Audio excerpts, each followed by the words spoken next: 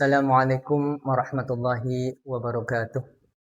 Bismillahirrahmanirrahim. Alhamdulillahirabbil alamin.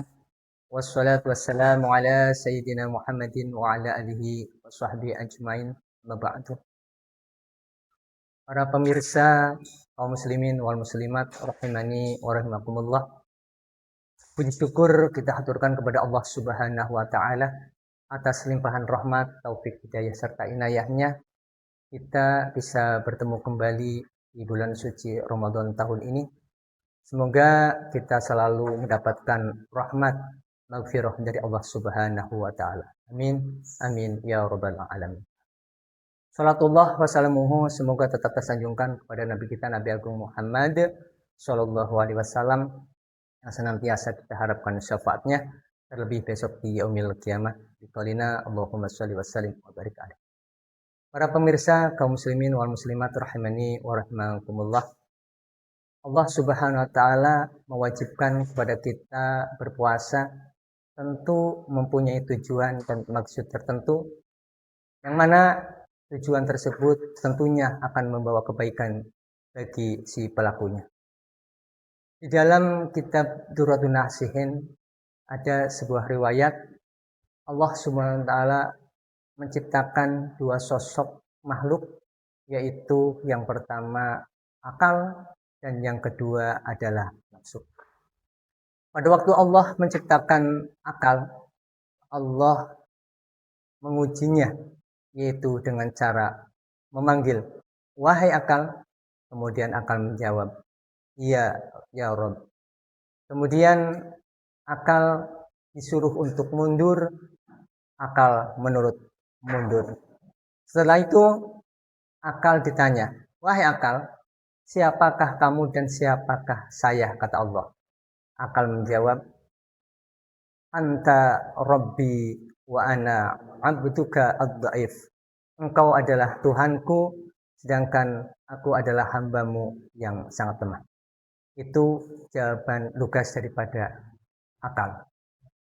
Setelah itu Allah Subhanahu wa taala menciptakan sosok makhluk yang namanya nafsu. Setelah tercipta nafsu sama seperti diberlakukan kepada akal, dites lagi dengan cara dipanggil. Wahai nafsu, nafsu tidak bergeming sedikit pun. Kemudian Allah bertanya, wahai nafsu, siapakah kamu dan siapa saya? Nafsu dengan congkaknya menjawab, ana, anta, saya, kamu. Itulah kelakuan nafsu yang tidak baik. Sehingga menjadikan Allah murka, akhirnya nafsu disiksa, diazab dengan neraka jahanam selama 100 tahun. Dengan tujuan supaya nanti nafsu bisa bertobat dan mengakui akan kepada Allah Subhanahu wa taala. Kemudian setelah diangkat dari neraka jahanam selama 100 tahun, apa yang terjadi? Ternyata nafsu masih tetap menjawab seperti tadi, yaitu ana, anta, saya, kamu. Itulah nafsu. Sehingga Allah mencari cara lain, yaitu dengan cara disiksa dengan api kelaparan selama 100 tahun. Setelah disiksa dengan api kelaparan selama 100 tahun, barulah sang nafsu mengakui dan menjawab seperti yang dilakukan oleh akal, yaitu menjawab, anta rabbi, engkau adalah Tuhanku, wa ana abduka, dan saya adalah hamba. Itu adalah nafsu. Dari riwayat ini dikorelasikan dengan surat Al-Baqarah ayat 183. A'udzubillahi minasyaitonir rajim. Bismillahirrahmanirrahim. Ya ayyuhalladzina amanu kutiba alaikumus syamu kama kutiba 'alal ladzina min qablikum la'allakum tattaqun. Wahai orang-orang yang beriman, diwajibkan atasmu berpuasa sebagaimana diwajibkan atas orang-orang sebelum kamu agar kalian bertakwa.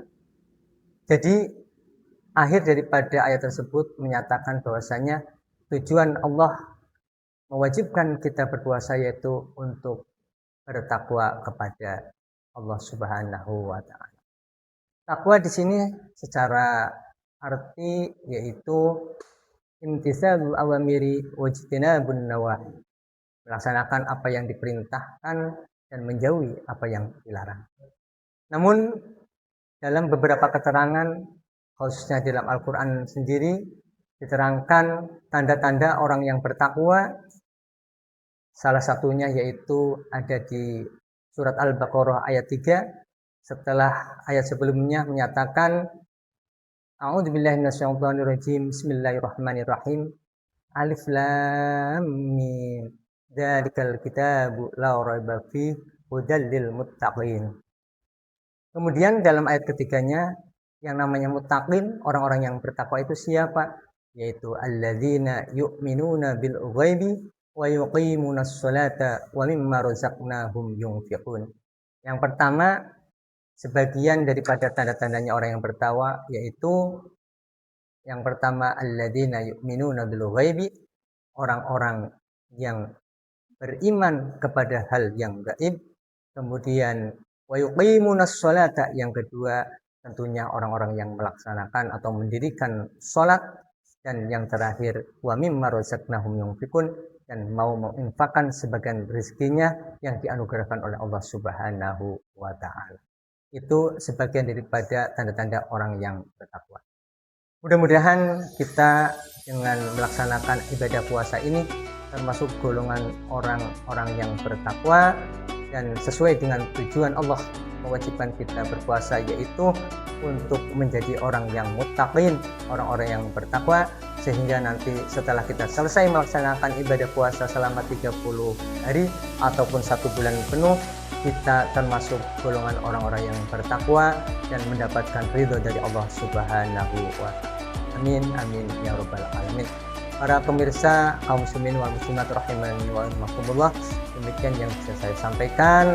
Mudah-mudahan bermanfaat khususnya kepada saya pribadi dan umumnya kepada para pemirsa semua di mana saja. Akhirul qouli hadza ihdinas siratal mustaqim wallahu muwaffiq ila aqwamit thoriq. Wassalamualaikum warahmatullahi wabarakatuh.